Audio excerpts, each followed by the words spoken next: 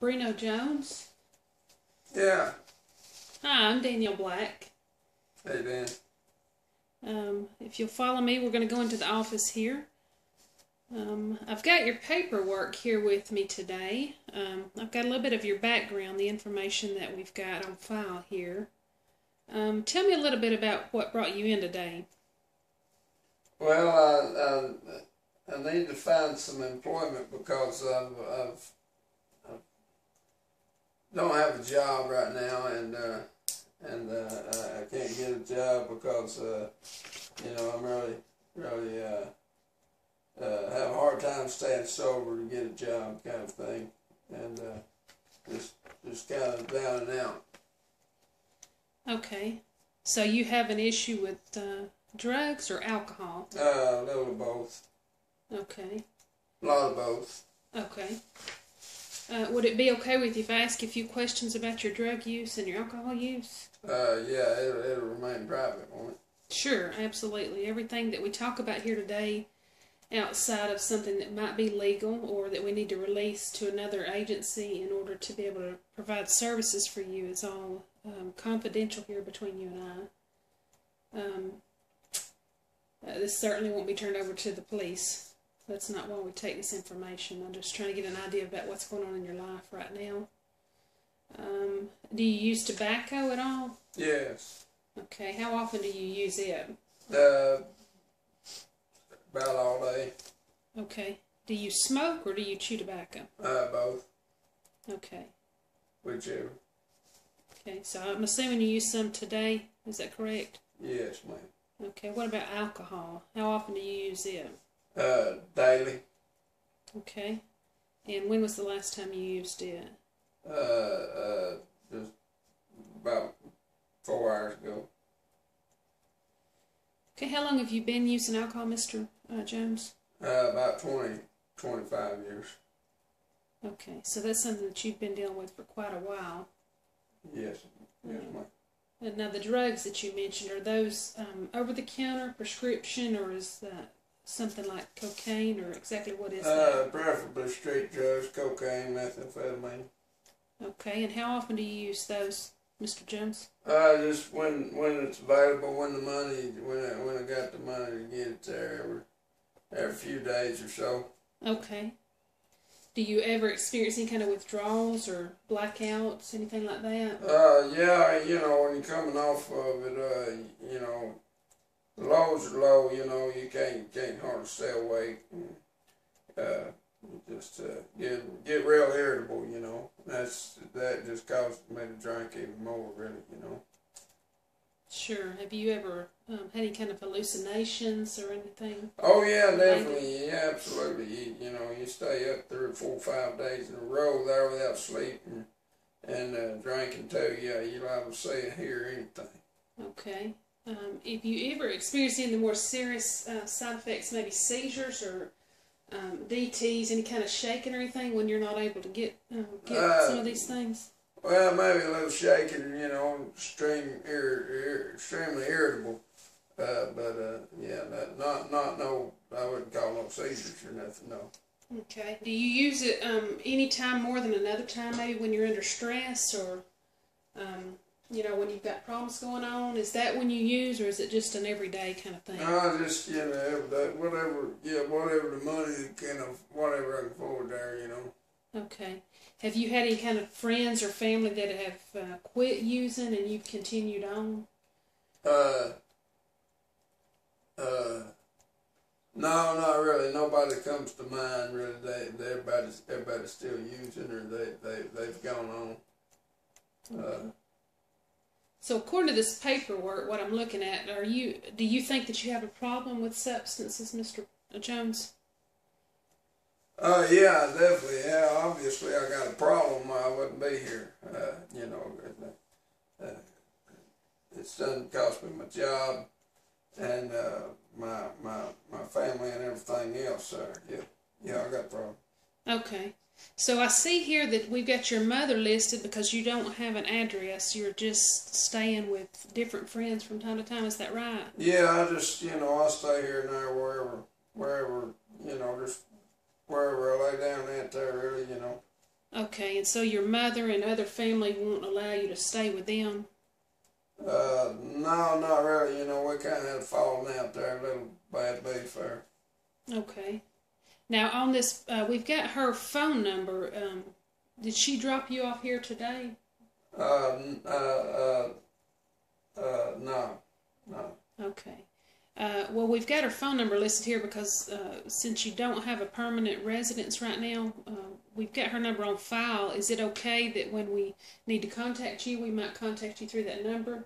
Yeah. You can do that because sometimes, you know, she'll have my ex sister-in-law, you know, get a hold of me there because she you know, they big buddies and all. Sometimes she know where to find me, how to find me, you know. Okay.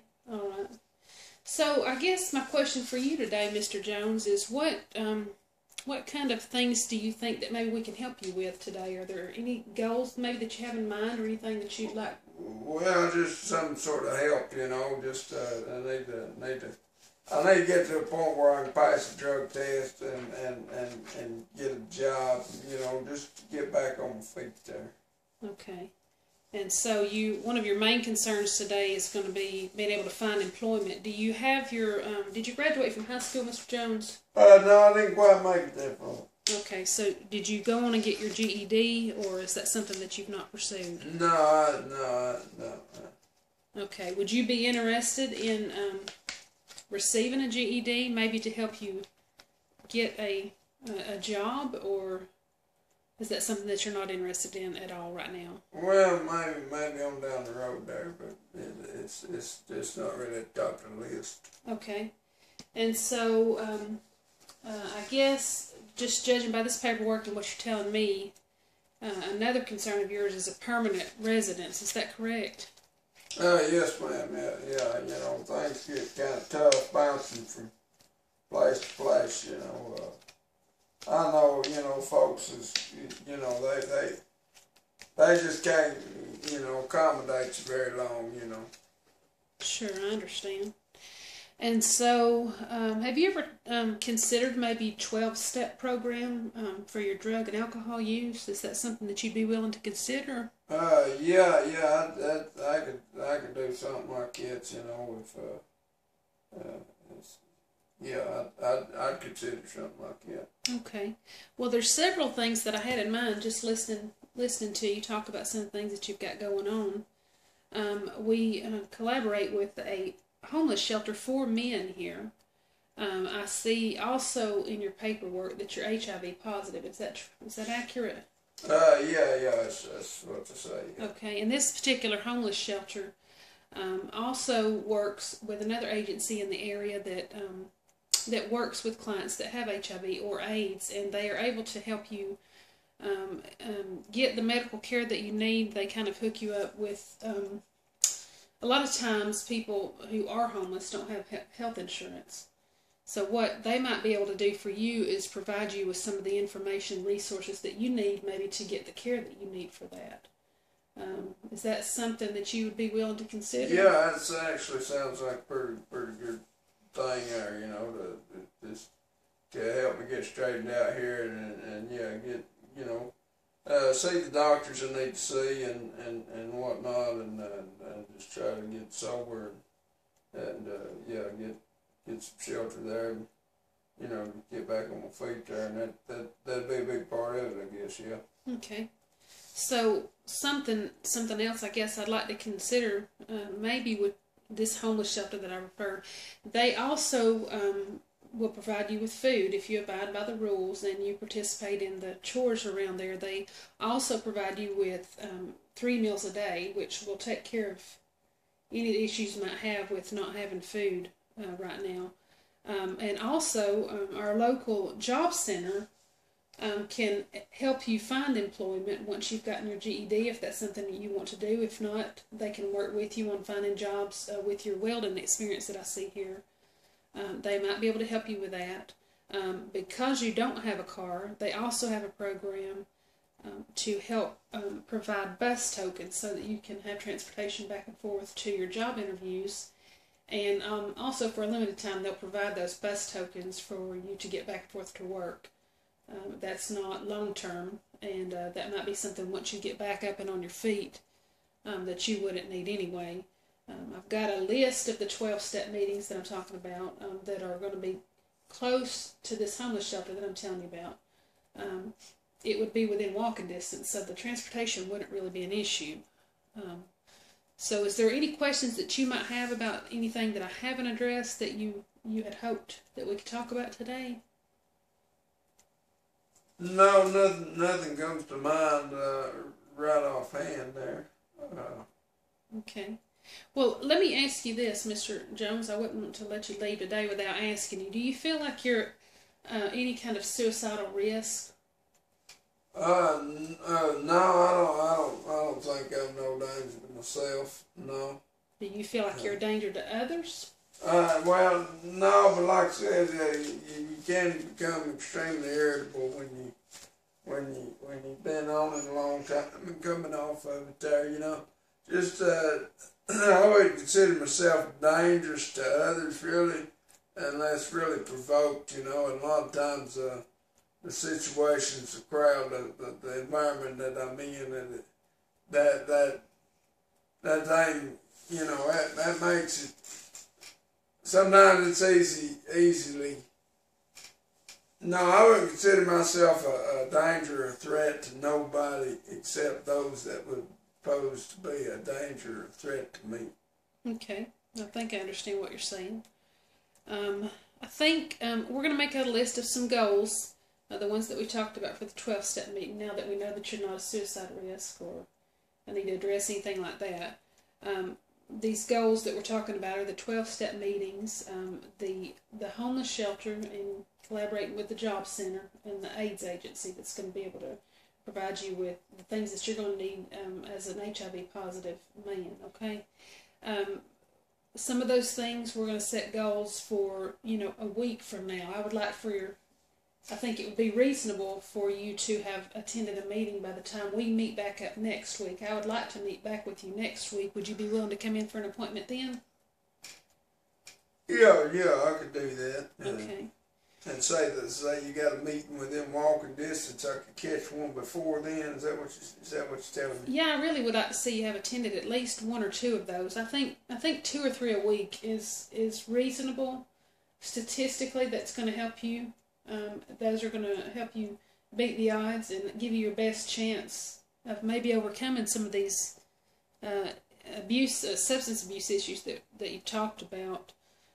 If that's something that you're really willing to put your heart into. Also, the homeless shelter, that's something that you can check into, you know, today even. That's something I'd like for you to go ahead and take care of, because that will provide you with some stable shelter. And this AIDS agency, they'll probably be able to see you within a couple of weeks. That may be something that you're not able to do before we get back together next week. And that's okay. Do you feel like you could make those 12-step meetings before you come back next week?